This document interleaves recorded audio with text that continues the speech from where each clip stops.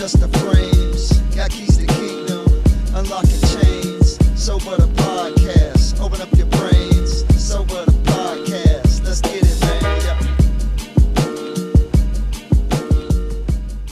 Welcome back to another episode of Sober the Podcast with your host, Bradley Saxon.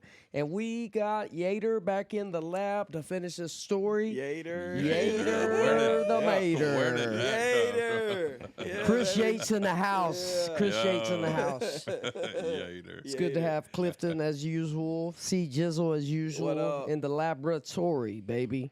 And I'm sure you've been hanging on the edge of your seat. If it was me, I'd be hanging on the edge of my seat wanting to hear more about this story. Yeah. I am, because I don't know the story. Yeah. Yeah, so, and that's the cool part people don't understand that we get to do is like, man, we get to hear the story of some people. We don't even know the story, Yeah.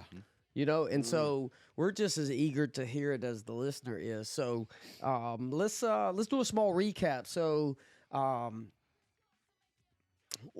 where we leave off at, Chris? So I had, You starting to go in and out of jail. using meth and heroin, fentanyl. Still got your job, still got your business, but Well, this is around the time where I lose my job because Which of job? my drug use. I'm doing mortgages. Oh, yeah, you're working at a bank. Yeah, I'm working for a mortgage company at this But point. are you and- losing this job because of your drug use? Well, between that and the fact that I won't show up to work because I'm going to steal stuff every day. Oh, yeah. So we got the Tommy at this time. Is the Tommy Hilfiger the thing? No, I wasn't really stealing. I never really got much Tommy Hilfiger. That's too hard. I rocked Tommy back in the What'd you get? late FUBU? 90s. What was you getting? Fila? What? I mean, I Cross got Nike colors? stuff, What was that Under called? Armour stuff. Was it cross colors? I remember cross code. That was Yeah, I do early remember 90s. I that. think That we- was that's way back. We're in the day, mid-2000s yeah. now, right? Yeah. Yeah. Just for the 9-9, baby. No, this is probably 2015, 16 when I Okay. really get into the heroin and meth real heavy. How sober were you in 2016? How sober? I was pretty sober. Like, I mean, how many years? 4 years. How about you, C? I wasn't. I was on fentanyl in 2016. Yeah, 2016, that'd be 10, it's 8 11? years ago. 11 for me. I've been sober 11 years while he was boosting. Whatever. Boofing or boosting? Boosting. Oh, okay. I'm sure I hadn't made it to that. Oh, yet. okay. you ain't made it to the boofing. I Had don't you know. ever boofed? No. That's false. What, bro? Go back to It's your a pretty woodwork. typical question with people in addiction. Oh, absolutely. Look, I know it's not an unusual thing. What is at all. that? It's where people, you know how people use drugs IV? I really don't know what it is. People put stuff in their ass. Oh, no. Yeah. Yeah, So- I'm glad I didn't get that far out in addiction. Well, I'm just saying, like, they To know say it about goes that straight one. to the brain, just like the. Oh, yeah. I have heard that. Yeah. Yeah, like, And I think- like Molly or Yeah. X pills. Yeah. But I like do that. Oh, think yeah, that you it's do a math common that thing way. for people that are hospice patients. Mm. Is that true? I think that I don't know. particularly I've is a never way worked that on a they. hospice Anyway, patient. That's where I it don't know came how from. we got I've on the never done subject meth of with a boofing. hospice patient. You probably stole their medicine. I mean, okay, let's. Exclusive on Sober the Podcast. Boy, I know we Yes, have a lot of sir. fun. Oh, yeah. Yes, sir. And the good news is, Chris ain't sober at this point. No, he's 2016, Far he's from it. he's far from it. Yeah. Losing his job in and out of jail for drug-related purposes, DUI, drinking and driving. So, you know, what is it, man, that ultimately finally happens for you to become willing to do something different? Honestly, it was because I was facing so much prison time. Like 2018, I own my own home, but I'm not even paying the power and the water bill. Like I'm over here staying at my mama's house, just going to my house to do and sell dope during the day. Mm-hmm. And I had a kid over there that freaking shot up too much fentanyl and overdosed on my couch. And this is where the serious charges started coming in. Like I called the ambulance. I wasn't going to let the kid die. Like, I would have done it 9 more times out of 10. Like I had to do what I could to save this kid's life. But the ambulance shows up. You didn't have Narcan. I didn't. I had it, but I'd left it at mama's. So we didn't have any Narcan. So I'm looking for it, can't find it. Call EMS. They come out. they're helping him, but they also had undercover narcotics officers with them that walked in with them. And I didn't know who they were at first. And then, I threw sheets over the coffee table and the kitchen table because there's drugs everywhere. And the dude's over there peeking, and I'm like, bro, like, this is my house. What are you doing? And it didn't take long to figure out who he was. And within an hour, there's 6 or 8 law enforcement officers just tearing my house to shreds. And I caught a possession with intent to distribute heroin and possession with intent to distribute meth. And over the now the kid survived that day, I will say that. But over the next couple of years, like, I keep getting charges like that. And by the time I got here, I had 21 charges pending over 3 states and 4 counties. Dang. Drug related. Probably 85% of those. I mean, a couple shoplifting charges, a couple that weren't as serious, but for the most part, it's all drug related. Well, all of them were drug They related. not as serious unless you put it with 20 other trafficking charges. Yeah. So I remember, I'm staying at my mom's as a 41-year-old man living on the recliner in my mom's living room. My folks were going out of town, and I started going to the methadone clinic, trying to, I tried several times to quit doing fentanyl, and to no avail. I never had any success. I had been to detox, tried to do it just on my own there, but I started doing the methadone to try to do less. I never did a bit less fentanyl in the whole year I was doing. You were to the taking methadone, clinic. I was doing them taking- both. Doing both, yeah. Do you know anyone that was at that clinic, or have y'all ever met anyone that successfully got off of heroin with methadone? I mean, I know a couple. Out of how many?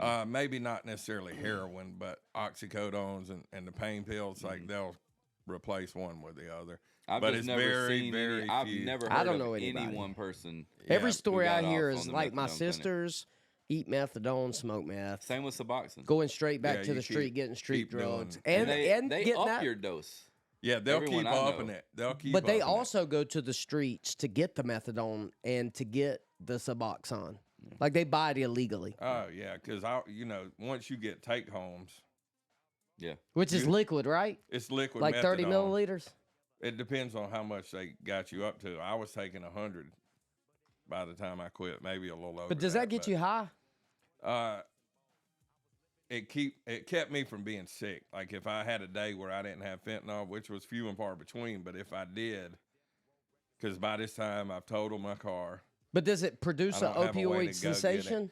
it would keep you from being sick. Yeah, but you wouldn't get high. It would No, get me high. I wouldn't get high. I on would it, feel but- high. It wasn't the same high. Yeah, definitely. But it was not. a- it Now, was- when You I took first it. How started, long I did you got take high. it, or was that Nah, Suboxone? so I did to kind of talk about what you were saying. So I went to the Suboxone clinic when I got found out. So I'm in the bed for 3 days throwing up, and my wife finally realizes, I guess, how bad this was. She had no idea, and she came in the room. She said, "Babe, I didn't know it was this bad. Like, what can we do?" And I said, "I don't know."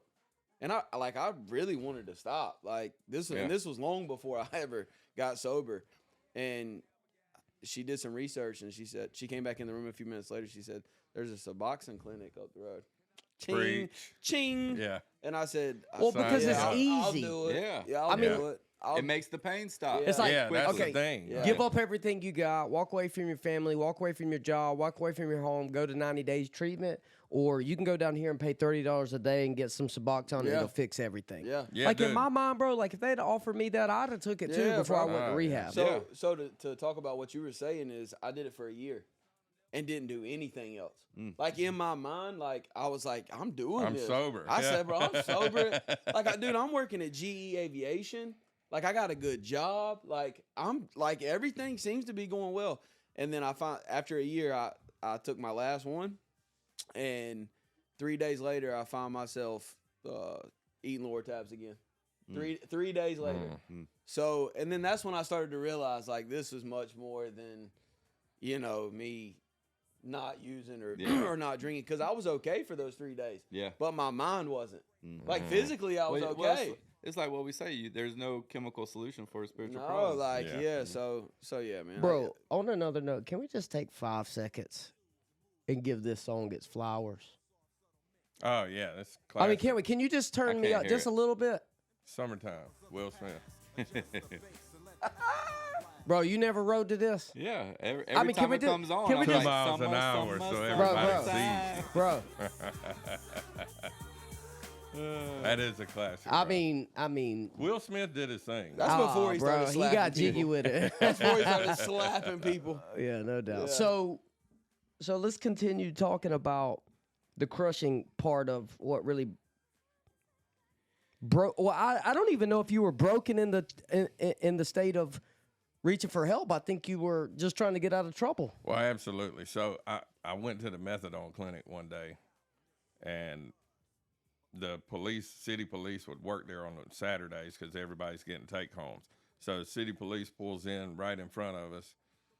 I didn't think anything of it, but it was a Friday. I hop out the car, and he hops out the car, and he said, "What's your name?" And I looked at him and said, "Huh?" He knew me because he had taken me to jail a couple times. And he said, "Yates, right?" And I was like, "Yeah." He said, "You got warrants, buddy." And I was like, dang. I talked him into letting me go in and take my methadone. So he did. He's like, "Don't make me do the paperwork on letting this dog come after you." And he walked in with me. I did my methadone, came back out. He put me in handcuffs. I went to jail. He's like, "You'll be out this afternoon. You'll see the judge." Judge didn't come back to work Friday afternoon. So I'm okay until Saturday because I did get my methadone. But Saturday evening, they put me in the cell. And by Sunday morning at 6 o'clock, I'm puking my guts out. Like, these guys are getting their trays and calling for the guard to get me the hell out because I'm over there puking while they're trying to eat. Now, it didn't take long for them to realize they were going to have an extra tray every meal, so I became their best friend very quickly because, you know, when you're in there, that's the only thing you bargain with is food. Yeah. So they're all like, "Buddy, you need to eat. But if you're not going to eat, like, let me get Let that. me get that them cornbread, that taters, bro." square Yeah. pizza. Yeah, so Gonna eat your cornbread. I You had gonna eat your cornbread. to wait till Monday now to see the judge. And I'm in there dying, and I'm thinking, okay, I'm out of here come Monday morning. Ain't nothing like that jail detox. bro. And they don't care, bro. You No. ain't kidding, bro. I No, know. they don't. They don't. And They by put Monday, you in the hole where I'm from. Well, they don't just put have you in the hole. sympathy. Oh, yeah. They don't have sympathy. They so don't I understand told it. him I'm coming off fentanyl when I come in, and by Monday I still haven't seen a nurse. Been in there all weekend, and I'm like, I need to see a nurse. Like, y'all need to give me something. Like, I'm dying here. And I go see the nurse before I go see the judge, and they're like, "Why didn't you tell us you're coming off of fentanyl?" And I was like, "That's the first thing I said when I was checking in. Like, I did tell y'all, but you know, it is what it is." I go in front of the judge thinking I'm about to get out of here, and he tells me I'm sitting down for a while. And I was immediately Hate to like, hear those "Oh words." crap, that's tough." Like I'm about to have to suffer. Like, I'm thinking in my head all weekend, like, just make it to see the judge Monday. Yeah. So there was And no bond. no. I'm in there for child support. That's the warrant. Yeah, so they had a warrant from family court. And I had done this over and over and over again where I'd wait until they called me to court and I'd go pay a couple $1,000 and then I'd just get out. You know, they'd take me down to lock me up, but I'd never make it to the detention center. I'd just pay what I had to pay. Well, this time he hits me with a heftier amount, and I'm like, well, I guess I'll be sitting here for a few weeks. And I did. And after being there about a week and a half, once I got a clear head and realized the person I had become from who I had been raised to be, I remember calling my mom and being like, my head has not been this clear in years. Like, you've been begging me to quit doing this crap, and I just didn't have the ability to do it. But now that I've been locked in a cage and hadn't had an option, and I can see how nasty of a person I've become, like, I'm sorry. So your inability to get out of jail is what got you to the right headspace to reach out for help. Absolutely, That's without what parents question. don't understand. Absolutely. That's what loved ones don't understand. Sometimes you gotta let them sit. And I'm grateful that they did. Well, this they time, wouldn't have because- let you sit had they No. had a bond. Yeah, That's so the God deal. knows. dude. I had an amount that I could pay to get out, and my folks were out of town, and my mom is like, "Look, like, Joe don't want me to pay it." My stepdad. And So they did looking leave back you. on that, like, I'm Saved grateful your for that life. now Yeah. because had they got me out, I would have been right back on the drugs. Yeah. And here's the thing: is like after a few weeks, they said, "Okay, we're gonna get you out, but you got to go straight to rehab." And I'm like, "Just get me the hell out of this Yeah, place. Like, yeah. I'll do whatever." Yeah. Like, Well, And I the mean, leverage. the truth is Yeah. Anderson County is. I mean, it's the worst of the worst. It's not where you want to be. It's That- overpopulated. Absolutely. So that jail's built for 200 people. When I was in there, I want to say there were 459 people. Like the bunk beds are 3 high. Yeah, it's. I mean, we need a new. And jail. they're working on that. I'm Yeah, pretty they sure are. they're They're working, working on on that. that. But, But I mean- I hope I'll never get to see this new one. Yeah. Well, I mean, some of those tax dollars need to go to rehabilitation centers for people overpopulating. My tax is paying them to be in jail for a marijuana charge or for a simple possession charge, where we could get these people the help they need with the money that we're paying through taxes, rather than overpopulating prisons and not educating them on how to get well. I'm not saying that there's people in there that don't need to be in there, but like when you're paying tax dollars to keep people in jail for drug charges that potentially are nonviolent and could be considered Yeah. towards treatment, Yeah. like it would really help. Yeah, I agree. Absolutely. I do too. So I get out. I agree to go to treatment somewhere else, not here. I'm there for about a week. And I'm doing what I'm asked to do there. They got me working. Home with a heart. Yeah. In Liberty.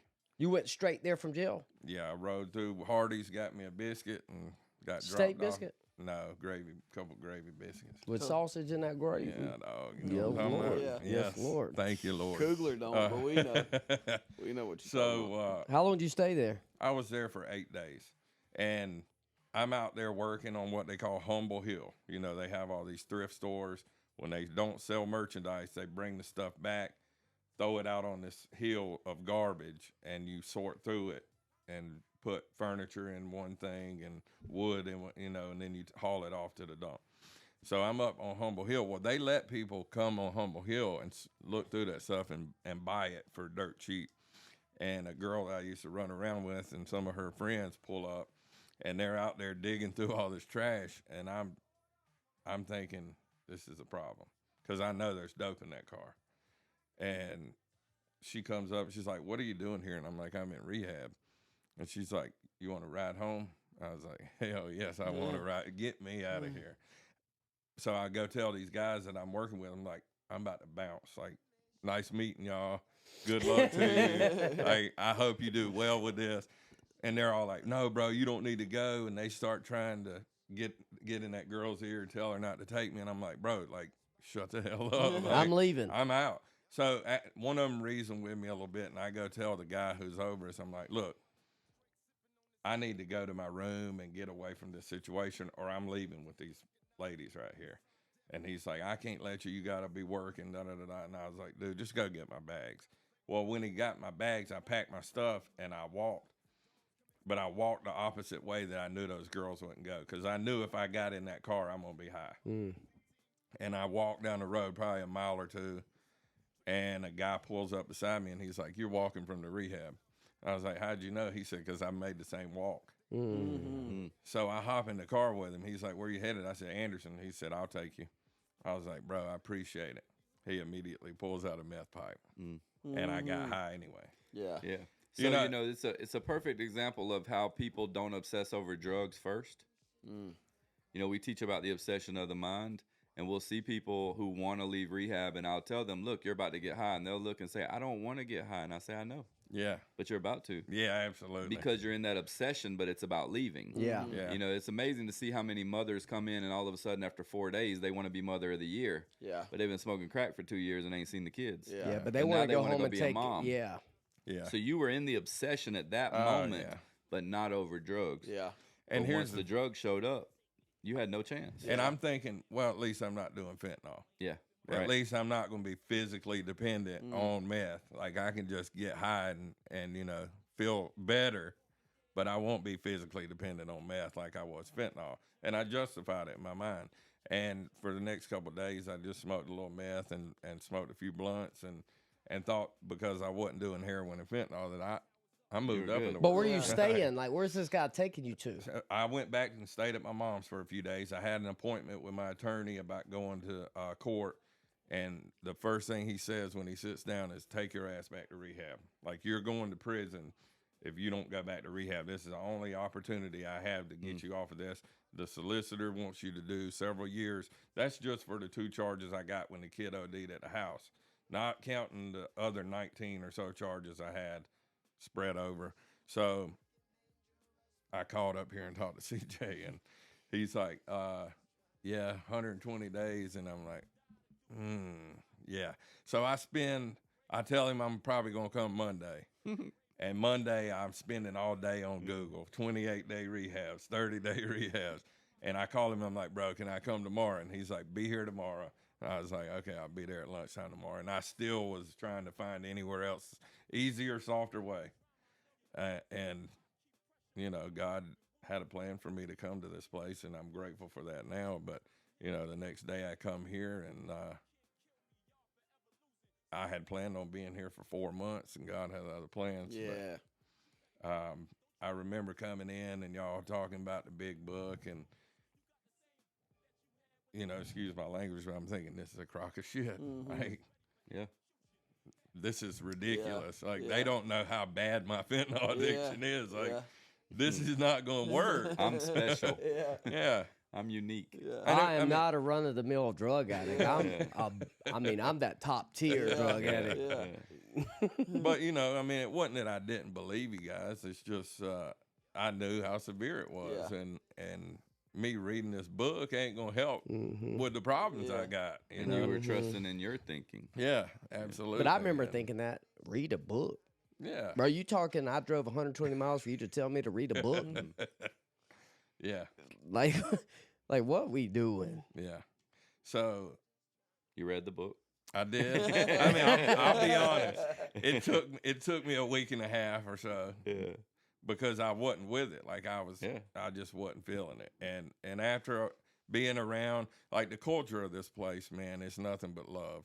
And all these guys are trying to talk to me and telling me their experiences. And, you know, people have been through some of the stuff I've been through. And I'm like, okay, well, if it worked for them. Yeah. And I'll be honest, when I saw Corey Shore here, I've been here 2 or 3 days, and Corey Shore came up and was like, bro, it makes my heart so happy to see you here and nail your feet to the ground. And I was thinking, I know this dude. Like, I've ran with this dude for 20 plus years, 25 years. Something's different about him. Like, this ain't the same dude I know. Yeah. Like, something Still has shifted. sober. Yeah, something has shifted in this dude. And I remember in that moment, we were standing in front of the kitchen, and I was like, okay, maybe I need to try this. Yeah. Like, maybe I there's love something hearing to That's it. so those. good. Yeah. Those moments. And I decided just to see what happened, and I was going to give it some effort. And I remember, So good. you know, I was supposed to go to court 2 days after I got here, but my attorney said he would go in my place, and the judge wasn't feeling it. So he said, you got a week to get him in here. If he's not here, he's got warrants. So the next Thursday we go to court, me and CJ went with me, and I go before the judge, and he's like, look, you went to rehab 2 days before you had court. Like, I'm not buying this. Yeah. He said, we're going to trial. And I thought he meant right then. Like, Yeah. I'm like, oh, crap. Yeah, I Like, said, I'm we not hit, prepared bro. for this, bro. We hit. So he asked my attorney, he said, when can you be ready for trial? This was August 11th. And my attorney said, I could probably be ready by October. Immediately, the judge said, put it on the docket for December. And I'm thinking to myself, he's waiting to see if I finish this 4-month program. Yeah. Like, he's going to let me hang myself. Yeah. Yeah. He's he just ain't no giving me rookie. just enough rope, Yeah. and he's going to see if I'm about it or not. Yeah. And in that moment, I thank God. I was like, thank you, Lord, for giving me an opportunity, and I will try to make the most out of this situation. Because I really didn't know if I was going to end up going to jail that day or going to prison. And I just remember being grateful in that moment. But, you know, leading up to that court date, I remember I got that letter on Monday that said I had to be there Thursday or I had warrants. Monday night, I'm in the sanctuary upstairs here at 2 o'clock in the morning praying, Lord, please don't let me go to prison. Just trying to bargain with God. Yeah. Tuesday night, I'm in there at 3 o'clock in the morning. Lord, please don't let me go to prison. Didn't sleep like crap for days. Wednesday night, I'm in the sanctuary, and I said, Lord, whatever your will is in this situation, Shift. if you got something for me to do in prison, then I'm willing to go do it. And I slept like a baby that night Amen. and went to court the next morning, got the opportunity. And, you know, he said, come back in December. And I knew in that moment, like, I'm okay right now. Yeah. Like, I got time to do this. I'm going to try to apply what they're teaching me, and we'll see what shakes with it. And I remember the next week I was here, you came and got me out of a Friday morning meeting. Adam's upstairs doing worship. The police is here. And CJ's like, come downstairs. And I'm like, man, I've already done something to get in trouble. I ain't been here 2 weeks. And What I done did? I come downstairs and CJ's like, you got a visitor on the way. And I'm like, what do you mean? You know, we got blackout for 3 weeks. I'm on blackout. Why would I have a visitor? And he said, oh, it ain't your family. And I was like, what? He said, you got 2 detectives on the way to come talk to you. And I was like, oh, crap. And he's continuing to talk. We're sitting in his office, and I'm sitting across from his desk, and he's like, I don't know anything he said, because I'm over here like, what am I going to have to lie to these guys about? Like, I'm about to have to make up something, and I'm not even sure what they're coming for. Like, it could be a number of reasons. Yeah. And he asked me about getting a copy of my ID, and he said, do you have it? And I said, it's upstairs in my room. And he said, will you run and get it? And I literally am thinking in my mind, he's giving me opportunity to run. Like, he's looking out for me without telling me. Like, he's giving me a chance to dip out the back door. Like, you want to get out of here, bro. That's my thinking. That's the twisted thinking I had. And I go upstairs and I get my wallet out of the dresser, and I remember praying in that moment. And I know this is not me. I know this is Holy Spirit talking to me, because the first thing that come to my mind was get honest. And I've never been honest with the police. Like, like, that or is yourself not, or anybody. That is not Chris Yates thinking right there. So I get my ID out, come back downstairs, and there's 2 detectives walking into Cheryl Ann's office, and I go in there and sit down and talk to them. And once I saw them and realized who they were, I knew what they were coming for. And I just sat down and said, look, before you even say anything, I need to level with you. Like, I've been lying to you. I've been high as hell the last couple of times you came to talk to me, and I'm trying to do something different here. So I'm just going to be honest with you and tell you what I hadn't been telling you. And they look like deer in the headlights. Like, he couldn't wrap his mind around it. But it was gun related. Yeah, there was a bunch of stolen guns, and I had went in with somebody to buy the guns, and then the guy ended up stealing them from me, and he was on video stealing them, and the guy that owned the storage unit called the law because he cut the door open, and it was a whole mess. But, you know, I got honest with them about what my part was in it. Like, they already knew what he had done because they had him on video doing it. And I got honest, and he said, well, I'll be honest with you, Chris. He said, I had planned on you leaving here with us today. But if you'll just sign this saying you made a false police report or something like that, then we'll drop it and you won't hear from us again. And I remember coming back in the lounge in the offices, and Bradley's like, what happened? And I was like, I told the truth. And it set you free. Blow my mind, bro. I told the truth. Yeah. I mean, it really did blow my mind. Yeah. That would have just been even more trouble, and I would have probably ended up in prison on that stuff for sure if they had connected me with any of that. And it's amazing how in the moment your thinking said, he's giving me a chance to run. And God plowed through your thinking and said, you need to get honest. And you heard him. Yeah. Well, it's a great moment, and I tell that story quite a bit now. Well, I think it was pivotal. Yeah. I think that was a pivotal moment for him. Yeah, for sure. Because he humbled himself and God exalted him. Yeah. And he experienced God. Yeah. And that God is trustworthy. Yeah. In just very minute things. I love how God don't expect me to trust him in a big thing. He allows me the opportunity to trust him in a lot of little things. And then one day it's like you're looking at a big thing and you can't think but the look back and say, if he can do this, and this, why can't he do this? Yeah. So, I mean, that definitely helped me start building some faith. Well, I think that is what the big book talks about in spiritual experience of the educational variety. Yeah. People that over time, through spiritual experiences, come to this great awakening of multiple times they've encountered the invisible to one day look back and say, I don't know how I got here, but it was all this involved in what's now been a big thing. Yeah. Well, it's called experiential theology. It is the understanding of God through your own experience. Yeah. It's also in the Bible, in the Greek, known as epignosis. Knowledge means gnosis, which is just information. But the other Greek word for knowledge is epignosis, which is the experience with the object you claim to know. That's good. Yeah. Yeah. So And that's the thing about relationship. You can't have now we live in a time with all this Christianese, and people say it all the time. It's not religion, it's relationship. But what that actually means is that you have to experience someone to truly be in a relationship with someone. Yeah. And if we're not experiencing God in ways like that, to where we are clearly hearing him, he's directing our path, he's testing us to do something, we trust, we do it, he comes through, we experience him, that's the relationship.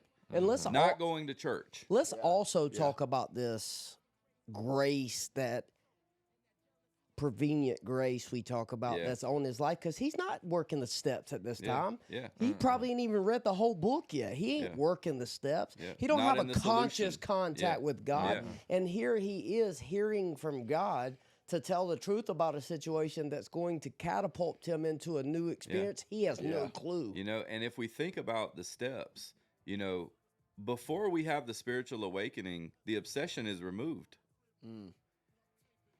People, you see it all the time. People, what step you on? Oh, I'm writing my 4th step. You ain't even in the solution yet, but the obsession's gone. Yeah. It's crazy, man. Because God moves on the addict first, knowing where he's gonna be. So he removes the obsession so that you can do the step work. Yeah. I always struggle with this concept, but truthfully, when I was in detox in 05 and I decided for the first time out of 3 trips there that I was going to do what they told me, I remember making my mind up before I went to the owl's nest that I'm going to do whatever it takes.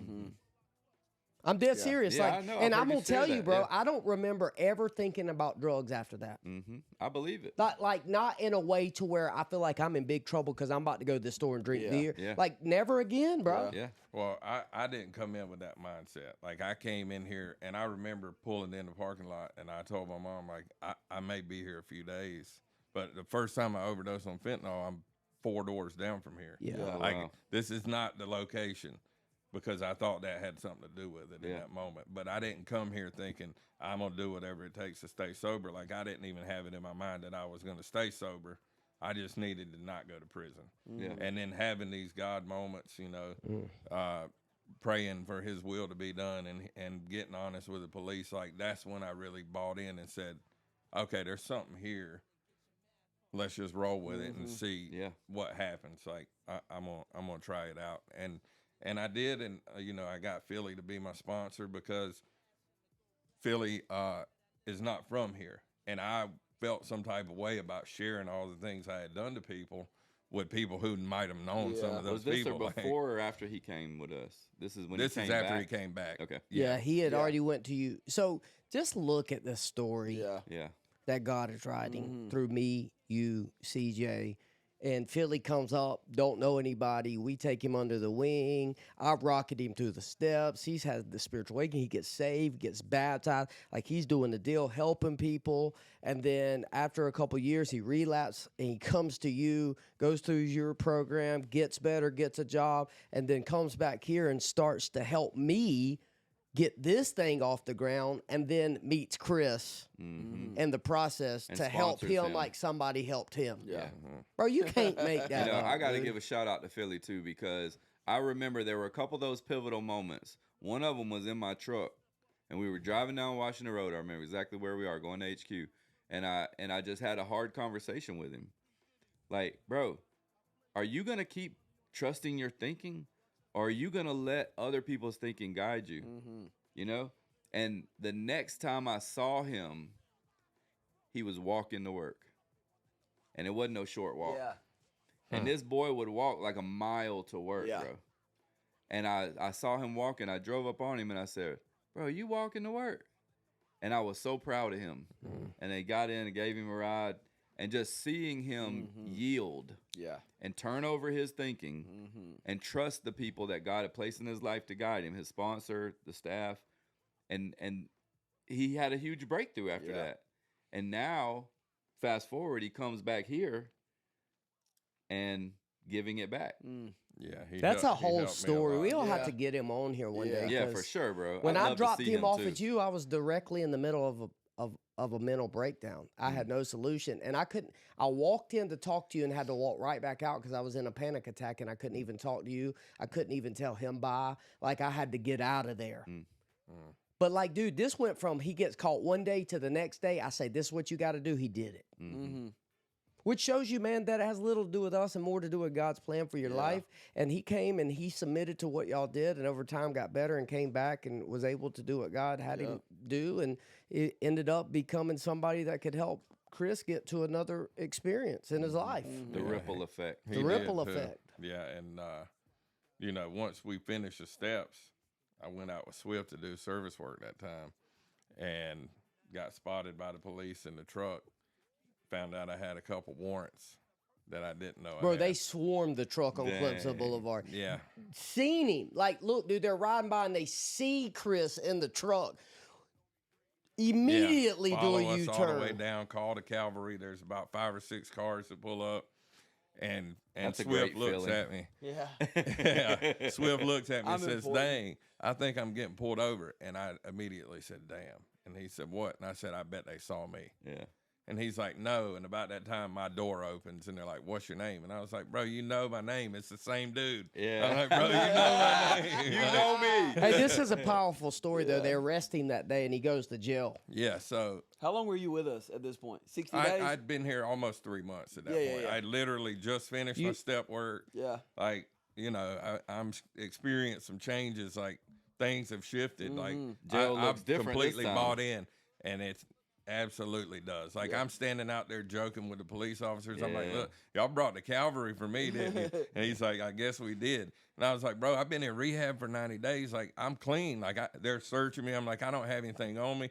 Swift's been clean for 3 years at this point. They're tearing like, his truck tearing apart. his truck Kids up. in it, ain't they? Jamie's with us. His Isaiah youngest boy. wasn't. Yeah, JJ's with us, and he's got JJ in his lap sitting in the parking lot, and they're tearing his truck to shreds. But they know Swifty, too, because They he's know. got years of the Yeah. same Yeah. type of So behavior. when I tell him, I'm like, "Bro, I'm clean. Like, I'm in rehab, and I'm just out doing service work." And he said, "Well, if you're trying to change your life, you might want to think about the company you keep." Talking about Swift, and I'm Not like, "Bro, knowing he's got 3 been years." clean 3 years. Like, he can't just hang out at the rehab if he's not clean. Yeah. Like, he's legit. Like, there ain't nothing in that truck." I'm Dude, don't you love almost that?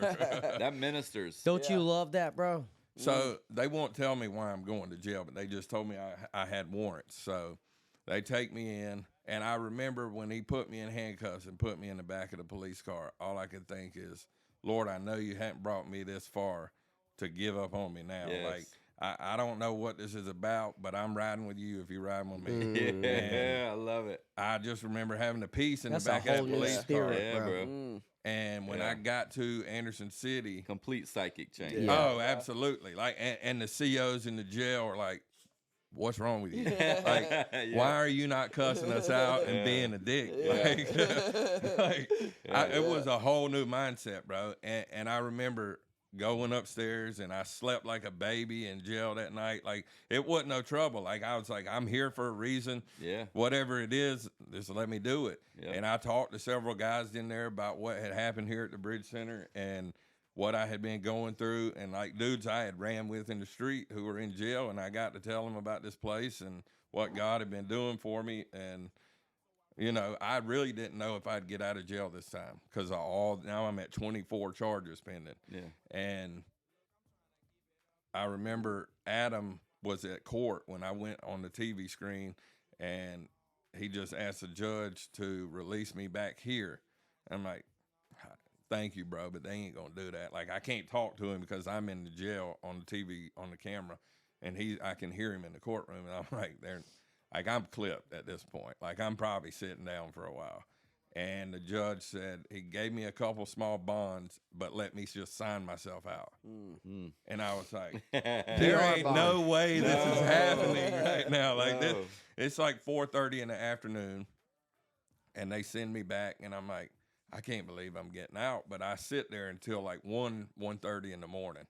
And I remember thinking, like, I'm about to have to walk back to the bridge. But I ended up calling Adam, and he came and picked me up at almost 2 o'clock in the morning. And I was like, man, this dude don't really know me like this. Like, he just stayed up till 2 a.m. to come scoop me. Yeah. He's like, bro, have you eaten? I was like, not much. He's like, I'll pull you through cookout. I was like, thank you, Lord, because I didn't want to ask you. Like, you already out at 2 o'clock.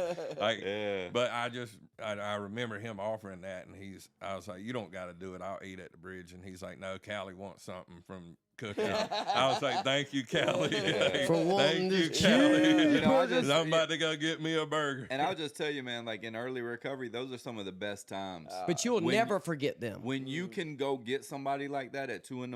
and you're on that side, that's some of the best times of recovery, Bro, but that's the deal. That's the thing that if you don't do, you can't never possibly understand why we do what we Yeah, do. it's true. Like, that will change you Yeah, forever. it's true. Yeah. Yeah. I remember being so grateful for that. And I came back, and a couple of the guys were up moving around, and they were just surprised to see me and just running up, like, bro, you're free. You're free. Another God experience. Yeah. Yeah. Another one where you go in, it's different. You're saying, God, I trust you. I'll ride with you. If I got to go, whatever, we're together in this. And he comes through. Yep. Yeah. So that's probably the beginning of November. I think I'd literally been here exactly 3 months, or right at it. And then I commenced a month later. And, you know, the entire time I'm here up until the last few weeks, like, I'm doing 4 months and I'm bailing. Like, I'm getting this certificate and I'm cutting loose. But then I asked your opinions on it, and I really didn't want it at first, but I asked. But, I mean, you know, here's the thing is, like, if I believe at this point that God has led me here, then I got to believe if I ask y'all what I need to do, he'll let you know what I need to do. Exactly. Or you can let me know. So I end up staying. I hadn't gone back to court yet, and I'm like, well, it'll probably look good on me if I stay anyway. There's still a little bit of that old thinking in there, you know, a little manipulation going on. But I'm like, okay, I'm gonna stick around. So I do. 2 weeks later, we go to court, and I'm thinking, you know, I'm going to prison for a while. Like, my attorney's already told me the solicitor's got a stick up her butt about me doing 3 years, but I leave getting an ankle monitor for 9 months. And I remember when they put the ankle monitor on, I'm under the impression that I have to live here during that 9 months. And the guy putting the ankle monitor on is like, I'm not sure that's even in your paperwork, but I'll check. And I said, please don't. Yeah. Like, I'll stay at the Bridge Center. Like, I already know. If you tell me You that give I me can that go, option, there's I'm a out. chance that I'm going to mess this thing up, then God's working. And I don't even want to know. Yeah. I remember telling him that while he's fastening it on my leg. Like, He's probably thinking, like, what is this dude talking about? I was like, I'll just live at rehab. It's fine. Like, I'm cool.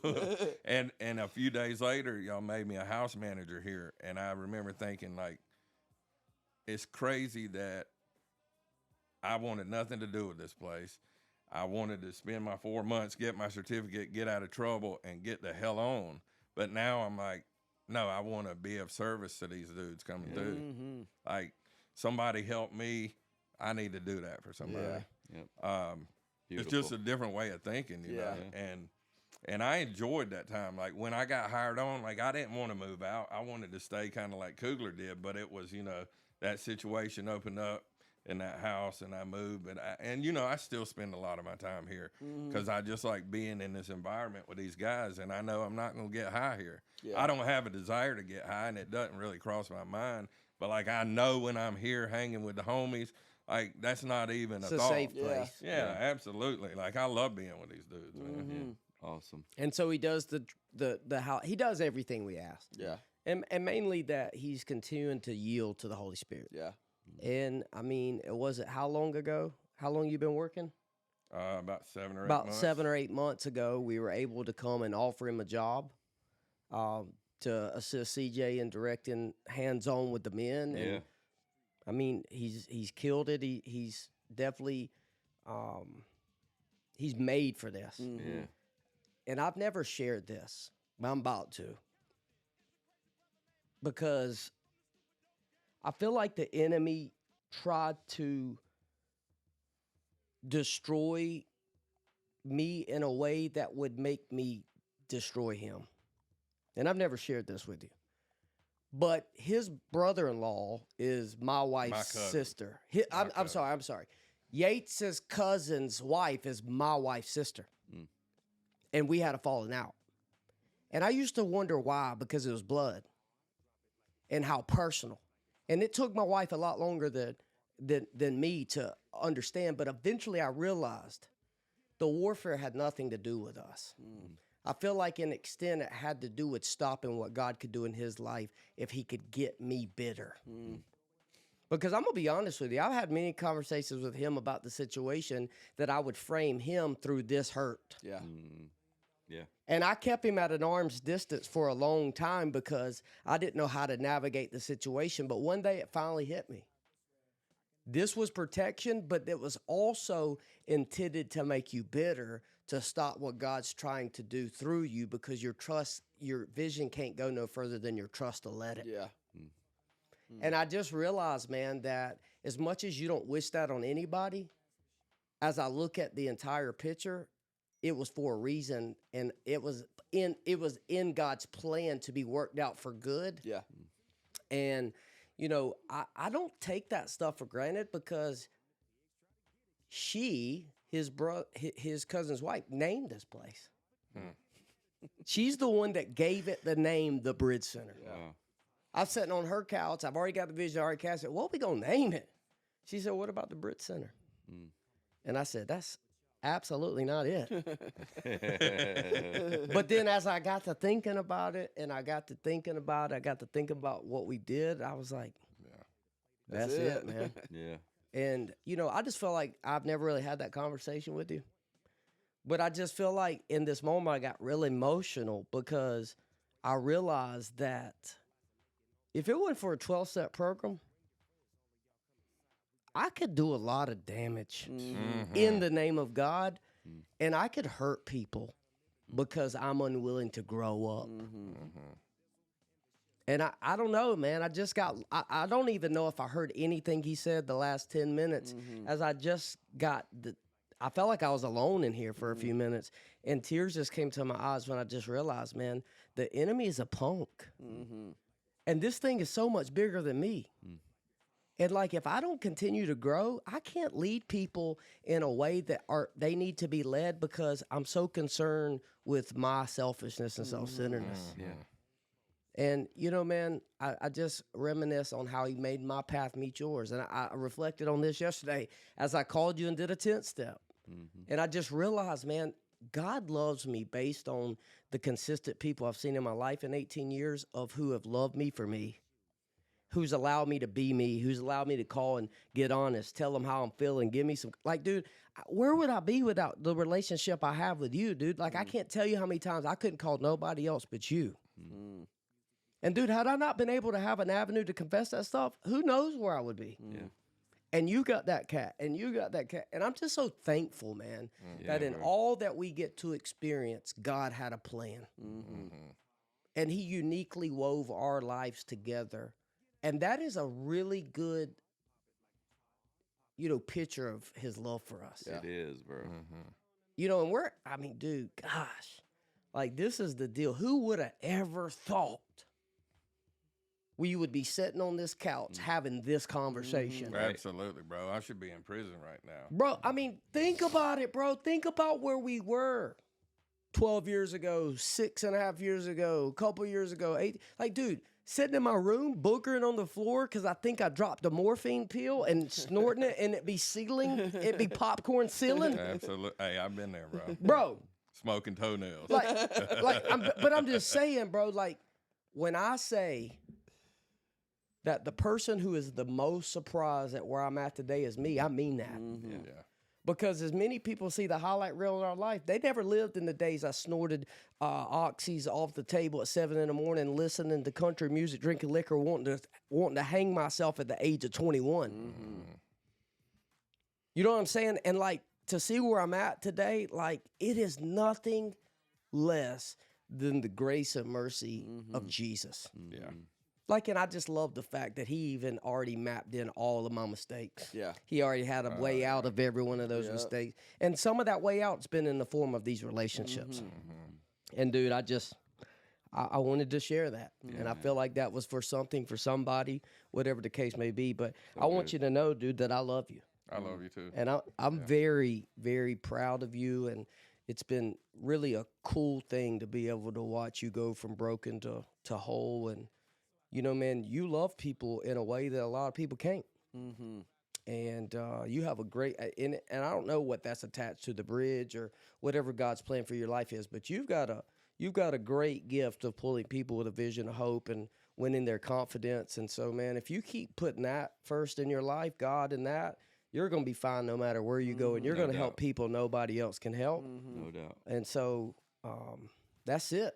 Yeah. Chris Hey, Yates. let me just give everybody a quick update. So, in the few months after, while I was being the house manager, I went to court several other times and got all the charges dropped. I did have to cop to one or two, but I got the ankle monitor off this past September, and I'll be off probation in a few more months, man. I mean, if that ain't God, I don't know. I just had to update everybody on But that. didn't you just get completely clean from the state of South Georgia? Yeah, just got a full pardon. That's awesome, bro. What do you got on your hip? It ain't in my hip. I need to talk to you about getting a pardon, too. Yeah, We'll talk after But that. I mean, this is 12 years later, you know? Oh, yeah, I got a little time to wait. Yeah, But for sure. here's the truth, man. God can do it. Yeah. No doubt. Yeah. And so, And wants to. yeah, and wants to. And think about this, Mom and Dad. I could imagine that all of our families, when they thought about us getting help, they thought about us getting off drugs. Yeah. But if my dad was still alive today, he would tell you, I was thinking way too little for my boy, because I wanted him to get off drugs, but God wanted to change his name. Yeah. God wanted to put him on a foundation and put a new song in his mouth and use him to help hundreds and hundreds of people find this path. Like, dude, our families, man, I just want you to know, dream big. Yeah. Don't just want them to get off drugs. Want them to get a change of heart, desires removed, new direction in their life. God can do it. Yeah. And so we need to believe big for these people that are in the grips of addiction to know that, man, if God can do it for us four sitting on this couch, God can do it for anybody. Yeah. For sure. And this is our story, but God has a story for you that if you would surrender, throw your hands up, and be willing to do whatever that looks like one day at a time, bro, there's gonna be a day where you got a platform to where you tell people, this is my story. Yeah. Yeah. This is my story. All right, man. So good. Thank you for sharing, Yeah, bro. thank you for bro. coming. Really Man. What a hearing all powerful that. testimony. Yeah. Thank you. And here's the truth. We can't always promise the details like it happened in his life, my life. I don't know if God's going to drop all your charges, right? Yeah. But in this whole thing, the greatest gift wasn't being missing jail or any of those things. The greatest treasure was that you connected with the creator of the universe that Absolutely, changed bro. your whole outlook on life. Yeah. Yeah. Because if you were in jail, you were going to be okay. Absolutely. Not because of any other reason than you wouldn't. I remember you telling me that because we tried to get you out of jail that same day. But I remember you coming back and telling me the first time I went to jail, I was alone. But I don't know what it was. But last night, I didn't feel alone. It's because God went with you this time. Absolutely. And so we knew, man, that no matter what the outcome was, that you had God. Yeah. Amen. And that you were going to be okay because you got what you were looking for, you know, which absolutely. wasn't escape from external things. It was a healing for an internal problem. Yeah. Yeah. Right? Yeah, I just thought when I got here it was to get out of prison, but I soon found out that wasn't the case. But ain't that the coolest thing when they come in with one direction, but we know something they don't? And if they ever make half the effort they did of getting drug and alcohol, that their life could change and it could be crazy. Yeah, and the interesting thing is you come out thinking that you're coming to stay out of prison, not realizing he's trying to set you free from the one you're currently in. Yeah, absolutely. That's great. Well, I've seen you play basketball. Or maybe I haven't because, Where is this going? well, you got 3 shots. Oh, yeah. Yeah, you got 3 shots. And I mean, there's a lot on the line here. John, how you want to do this? Okay. So you get 3 shots, and if you make 1, you get to take home some. But let me get up there to give you the rebound, because I'm sure it's not hitting the bottom of the net. He's talking, bro. Hey, dude. He's talking a lot of Hey, trash, bro. Bro, I'm trying to get in your head. So is it he has to make 3 or he has to Has make to make 1 out of 3? 1 out of 3. He's get 3 chances to make 1. Okay. All right, you ready? Yep. Oh, that's horrible. Oh! Last chance. If you hit it, the buzzer's going off. Oh, that's horrible. All right, so Embarrassing. let's give him one question to answer for a bonus. All right. Y'all come up with one. Sports related, music related. Where did Steph Curry go to college? Davidson. Dang, that was quick. Well, you better act like Steph Curry. Yeah, I need a little Steph Curry. Hey, can I get an assist? I believe in you. I believe in you. Oh. Chris Yates, guys. Thank y'all for tuning I in. appreciate it. Yeah, man. Thank y'all for tuning in. Until next time. Peace. Yeah. Shoot!